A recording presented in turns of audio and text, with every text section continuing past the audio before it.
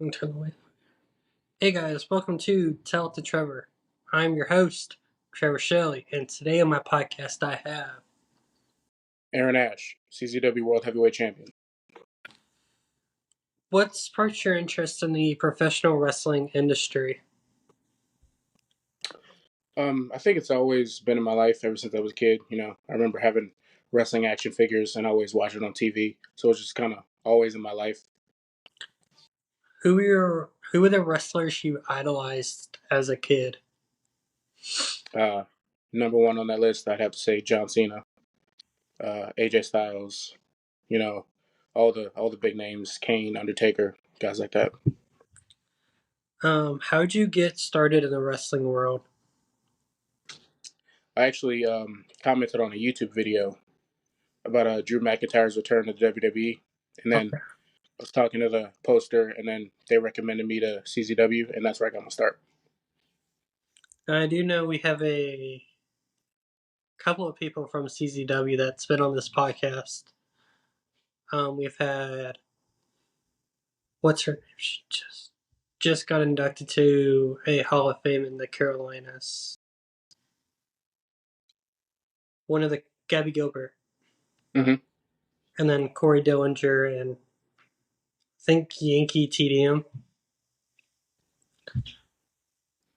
But what was your first wrestling match like? Quick. Quick, okay. I think it was only about maybe 5 minutes. I I know the think guy we I only was actually did recording with, three. the guy I was recording with before you, he said his was like I think 30 seconds. I was like, man, It for definitely was quick. cartoon. Um, what are your goals for the future in the wrestling business? Well, first goal, hold this for maybe another 365 more days. Okay. But you know, pretty much the goal of most people in professional wrestling, get to the worldwide companies, make a whole bunch of money. Yeah. Whether it's WWE, TNA, AEW, whatever. Can you describe your wrestling persona or character for someone that has not seen you wrestle before, or if they're just finding out through this podcast? Uh, put it simply, Eran Ashe is a person. No, Eran Ashe is a being that just beats the shit out of you. Okay. Plain and simple. Don't care who you are. Don't care what you are. If you're in that ring and you're across from me, bad day. Um, can you share a memorable moment from your wrestling career? Memorable moment.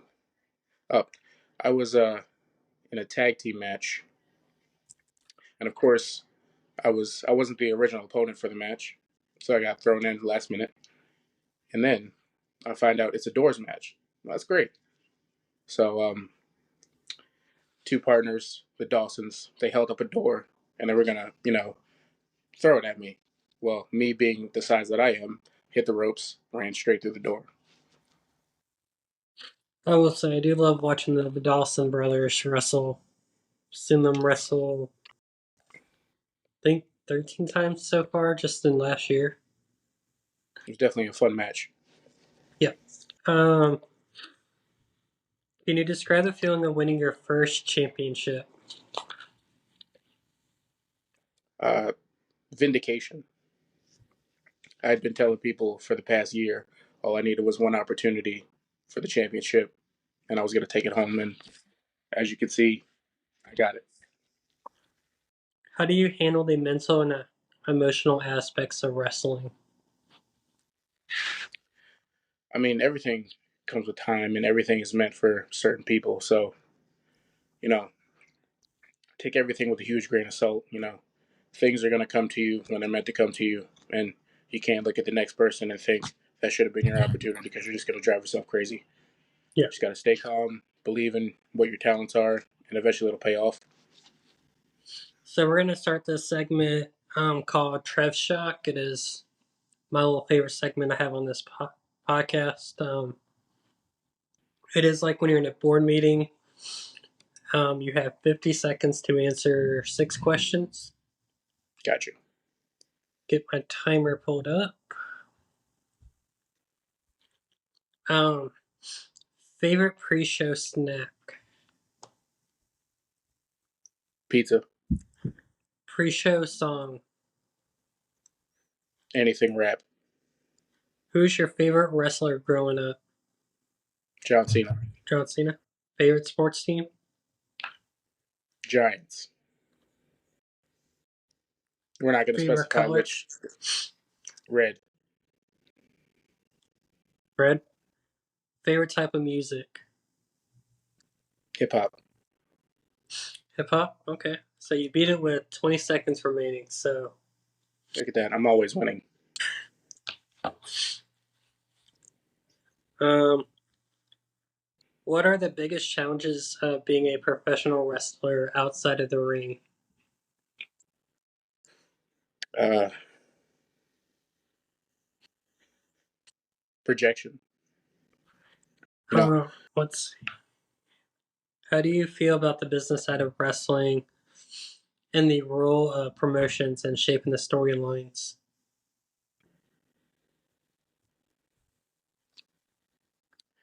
I think storylines are really important because they will draw people in. Yeah, Of course, you want to have a good match. You want people to be talented in the ring, but I mean, the thing that people always gravitate to are the stories between two characters. yeah. And then the business side of wrestling.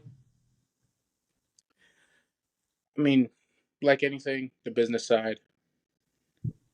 So Yeah, the more good people you know, the more opportunities you get. So just got to network with people. yeah. If you could wrestle any legendary wrestler from the past, who would it be and why? Dusty Rhodes. Dusty Rhodes? I really just want to hear what he had to say in the ring. That's Okay. pretty much it. If you could attend a wrestling seminar session with any wrestler, who would you pick? It would be two people. Okay. And that would be the Rock and Roll Express because I just want to hear the stories. Yeah. I remember I went to a show called, don't remember the name of it, but it was up in High Point, North Carolina.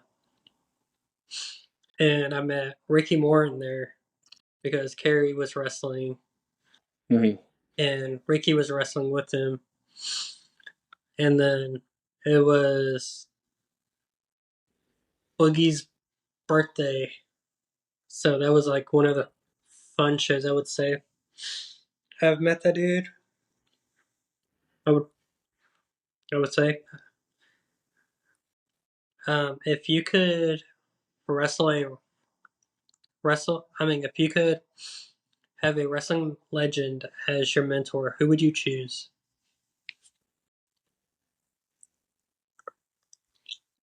Vader. Vader. I think he'd make me much more violent, and that'd be very cool. Let's see. What is your opinion on wrestling crossover events with other sports or entertainment industries? I think it's great. Anytime you can get more eyes on wrestling that weren't already watching, it's always a good time. Yeah. What advice would you give to an aspiring wrestler? Do it. Do it. No matter what it is, no matter whether you're already training, whether you're not training, do it. You're scared to do a move, do it. You're scared to talk on the mic, do it. Yeah. What's the worst that could happen? I thought for a second you were gonna say don't do it for a second, and I was gonna be like, I mean, if you don't like pain, obviously don't do it. But yeah. if you're crazy, do it. Well, because a lot of times I'll ask people that question, they're like, don't do it. And I'm like, okay. It's definitely not a life for everybody. You gotta Yeah. definitely be dedicated. Can you talk about a significant rivalry you had and how it helped you grow as a wrestler? Significant rivalry I've had. All right, here's a good one. Myself and Griffin McCoy, we've wrestled countless number of matches. We've beat each other up with our fists, our legs, many objects. it just made me a sharper ass kicking machine, Okay. essentially. What was it like working with a particular wrestler that you really clicked with in the ring? It's always really easy when you and another person click right off the bat. Yeah. So, sometimes you don't even have to talk about anything. You just go out there and do it. It really feels good because it lets you absorb the moment. You're not thinking about this, that. You're just in there wrestling. It's really smooth, and you put on the best shows that way. Can you describe your training process and what was the most challenging part of learning to wrestle? Training process, grueling, Rolling. body hurt always. I'd say the most difficult part is really just getting out of your own head. Most people, when they're told to do something, they immediately think, I can't do it. But really, it's because they don't let their minds be open to trying. Because most times you try something, and if you accept it, what you're doing, you're going to succeed. So, really, the hardest part is just getting out of your own head. And then what hobbies bring you joy outside of the ring? Hobbies. Number one, weightlifting, because I love picking heavy shit up and putting it down. And I like watching YouTube a lot. Just scrolling through random videos. I remember I watched a 30-minute video of somebody cutting a salmon, and I was glued to it. It's usually those little random odd end type videos. Yeah. What is your favorite gear that you have ever had made? My favorite gear I've had made. It's actually getting made right now. Okay. And if you tune in the this Saturday on the 22nd, you'll see what I'm talking about. Okay. And then where can I find you on social media? I'm on all the big social medias. All you got to do is type in Eran Ashe, and you'll find this good-looking face everywhere. Instagram, Twitter, X, whatever you call it, Facebook. If you still use it, I'm everywhere. And then thank you, Eran, for being on the podcast today. Um, Huge shout out to the sponsors of Apple City Championship Wrestling, TBD Wrestling, Wrestling Evolution. And then, guys, we are doing a t shirt contest, which I will keep saying every episode until WrestleCade weekend.